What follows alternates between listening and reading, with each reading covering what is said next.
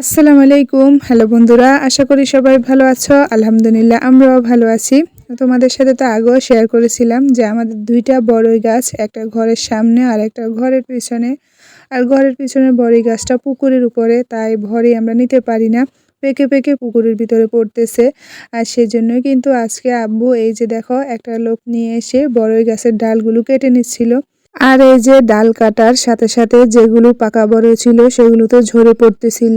আর এগুলো দেখে কিন্তু আমার মেয়েরা একটু চিৎকার শুরু করে দেয়। তারা বলতেছিল যে বড় সবগুলো পড়ে যাচ্ছে পুকুরে, যেহেতু পুকুরে পড়লে নিতে পারে না সেই জন্য।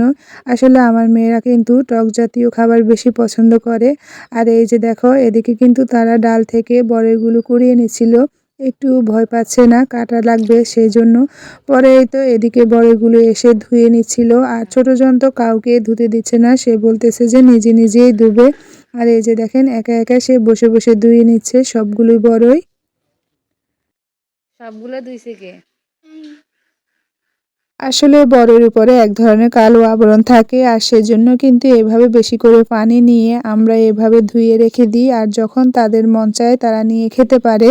আর এখন যেহেতু রমজান, তাই আমরাও তেমন বেশি খেতে পারবো না, সেই জন্য ভাবলাম যে এভাবে ধুয়ে পানি জোরে রোদে দিয়ে এভাবে পাকে গেলে আচার দিতে পারবো, আর বাকি যেগুলো থাকবে সেগুলো তারা খেতে পারবে।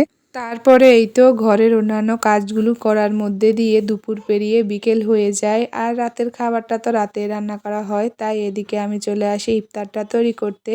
আর আজকে কিন্তু ছোলা, বেগুন, আলুর চপ, পেঁয়াজু এগুলোর সাথে সাথে নতুন আরেকটা জিনিস হচ্ছে, সেটা হচ্ছে সবজির এই পাকোড়াটা।